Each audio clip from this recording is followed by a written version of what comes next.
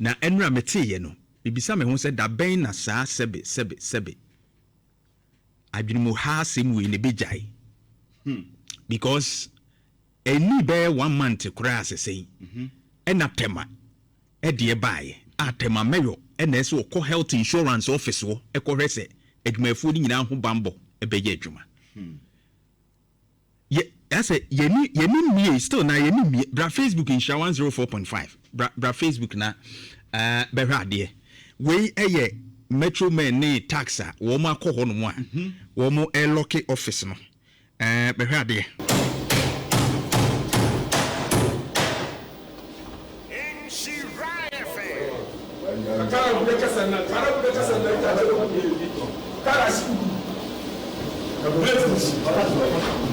Yes.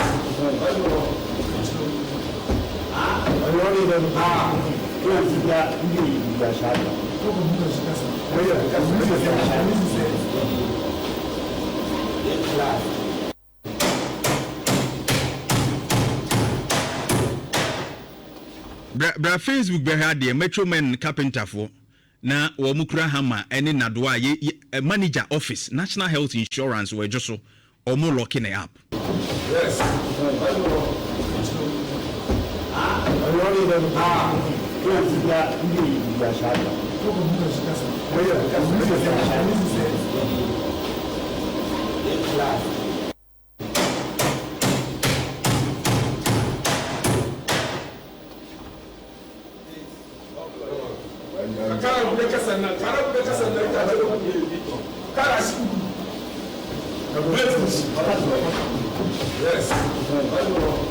Brabera de me dene se emantie ni nyina so animu da ho aha wo mo ye saa de ni nyina behwa de na wo mo de kujan abobo office na no Metro Men eze adwumafo no kra no wo mo animu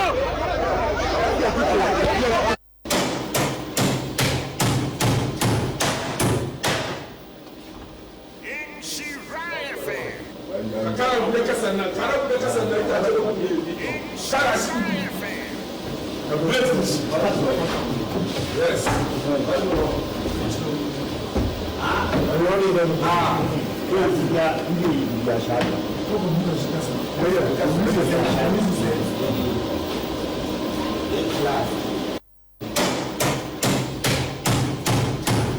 Inti we eye de course wo Ejisu NHIS office wo National Health Insurance office na NDC ni paninu a wodi wo mani mom kudi sa adwuma no okasai na ode bra Facebook omu nyina ni obi ani wa waira omom kudi sa adwuma nyina na gina kire ho no Metro Man we ni oboku jan no so ha omu nyina ni omani mu da so yentie no em se mohu ye ha ye na ye Ejisu NDC Taskforce ena mohu ye ha no kwai ena enya body so esan se na ye wo manager ewo ha health insurance manager ya promote no edi no ko babi fufuro yenim se NDC Ejisu ha ye kunkunde ena ye ba power enti definitely mpanyimfo no omudi anim a ye kunkunde no ye di bebre ebe hihye politics no won so ahwe nkwala na omofu ma omoye party no adwuma no na omudi omo nso ahihye o na obi akoma to wiem na mom ye nka bi hyegu ye manager ko ye be maye nipa ode ye nim a ofri Ejisu ha no ye kofa obi efri babi ede no abre ye wo ha seto ye operations bebre bisa Ejisu ha ye ni krachini ya obetima ahwe health insurance ha ye wo bebre wo ha mpanyifo na omudi ye ni maye kunkudi ma party no ba power no bebre wo ha obetima di sa adwuma no na adenti na omunu bu wo ye ma omu appointment bia na ye kofa obi efri babi no krom ofri ba no health insurance ye mfa no ko enti ne ye de ye kasa etiawa ye ni panyi mu bia enti utia Area Shaibu organizer na abusuya oba Facebook a wahu omu nyina you see temade no course no me kan ho asem ha and I called for the arrest of tax na Metro Men papa bi na nafu kakraka no odi animu no temade no mayor and the coin ensure say my phone bambo be juma. And this thing I talked about it say sanko for the yenchi. You see, National Health Insurance Office no. And your baby a good deal. And they said you were hospital akotum pepepe. Because bebre wo no mo ba be ye mo card e dia ko hospital na so mo ba be ye processes bi e dia kogye ya de hwew. Na because of o party wo power nti yemfa ma yen a ye wo constituency wo. Ye ma yen ni dim. Na wa shaibu se hwan yi se organizer no wo asem a wo ka se yemfa obi a ofiri krumu no na de wo se ye na firi wo se ya na ofiri krumu a ye na firi wo a wo no wo kɔ baabi no saa na baabi fo no nso yes a wani beje so koduru no nso ka se wo so kɔ achi na ma ha wani beje ya masade na beka ho ehya ase ye gye toilet ye gye toilet hya ase saa yanka resense hunu ya akoso omu ya wo mani mu ho. Their faces are there on social media. You who we or your organizer. And now no pay makers in case you channel. Only tax in case you chill. But because of politics, you better cover.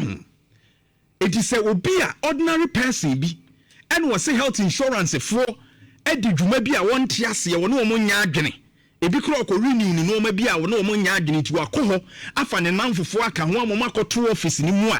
Send pa krono me sinki ya china no pay enra na kranki ya china di na tumene will be na ekopra money bill. But because these guys are party members, omo ye party ementi no ye beye na hwe han me se esitema abisi we Ejisu na nti omo koto manager ya. Do you know what will happen? This nonsense must stop. Sanse muwe na ekoso a ye ya ne akoba wura ban adwuma mu ya ban na aba enti nipa woto won mfiri ho ne saa no ma no you enyamu na mama appointment. The president of the republic ni free say asimesi na obenten on qualifies wo de mana enko mfama no. What is this? You didn't. What's that branch of fencing? This is Shaibu. Na Ejisu ya to Shaibu. Okay. What's what can say? Nko ni kurom dia na say Shaibu nzo nko ni kurom. Aha mo fa me bo mo fa.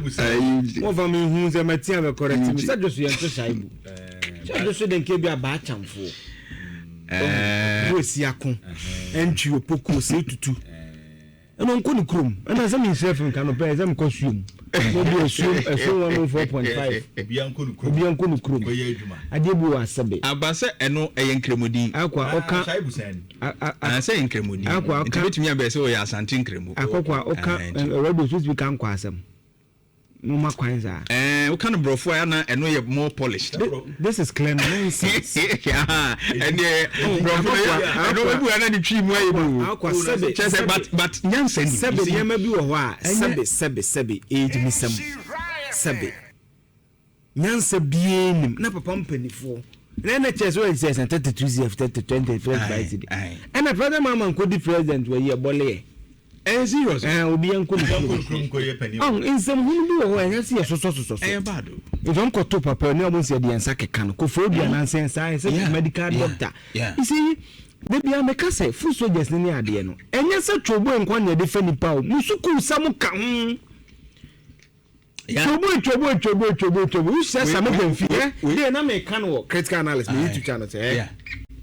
Ye fa bi elevator pitch. Washia penny be first 10 seconds that somehow will be can. And the children moody. Oh, papa, unso car, your call campaign or drop on so a car, and I'm bishop on the way. And on the FM position. Almost more points on time. Who could see me? PhD in this. Okay, 2 master's degree. What the answer to obey. Yes, you were in chef and fucking could the attempt. What your trouble message, a man, one cop and one pisty. Audience and only and any fuso just some. Seriously. That is where you must focus and better yourself. You're sorry, I say racism energy say. Racism, xenophobia, South Africa, then elements in the bini. Obianko ni krum. Serious. Nagana nyaman from a chichre. Yenya papa. Sebe emphasis some no medino. And the Ejisu police commander no. I don't know. And almost see no police voix maho. This is no this is unlawful entry. Yeah. And you cannot just enter a premise mema to like what is your locus? Also na make sense me say obi o number bia keke na nya manyuku mu no. No this organizer we na organize and this we so we na nipa adwin say ya obe da boa party no. And unfortunately you have people endorsing some of these reckless behavior. Oh yeah. Ugu abana ni ma sekwa. Is this the best way I'm betting me some more issues are granted you even have issues? Is this the best approach? True ba. There be amekasa by on when so be ko be no be support. You see, and kakranka say ya na good ni dia Ghana for the mamono. Na e kofom. The base ya san meda ma ko kan e nka. Abanza maminti wo ho na asefem sem na enno a me amebo anan ko ho. Yeah. Me ko ho no nyamia nim nie. Wo hwe officer ye de entabo hwe. Ya bram bramanimu se ye bo Nyankopon asenue ma na me transe dwen se Ghana ye kwahin na kofia mbusa se ye firi hin so ne eduru ha wodi me se no a me ne aban ka jepa no ho kasai ono no ka kire me se oma security ho 24/7 tape no wo betimi abo amaye 24/7 aban kra no wodi minimize 24/7 no enra ye reporter ho minimize way and there was no security ba kono we himpo ode mehwehwe me hu ode transe second one no they bought three no okay yes okay yenti no kakra police for crack akore amiadom bibia insise bia obi ase bia na so bia na e be se do mo bia anka bibia anchem so mo ko bi sa me have what going on no e se inform national tanya do into no be kan our police for one pana e te na ne ko hon ma omo 24/7 me se omo se ade ba sin te pe for bia ye ntuma kama bibia insi after going to bia se nyen hu pa mo ye sa de no e fe na investigation we ni hu se bia na se be na assessment na ye na obi ase me ye complain bia se bia obi ma omo 24/7 me se omo se ade ba sin te pe for bia ye ntuma kama bibia insi after going to bia se nyen hu pa mo ye sa de no honorable Jerry Asante yempesa no ma no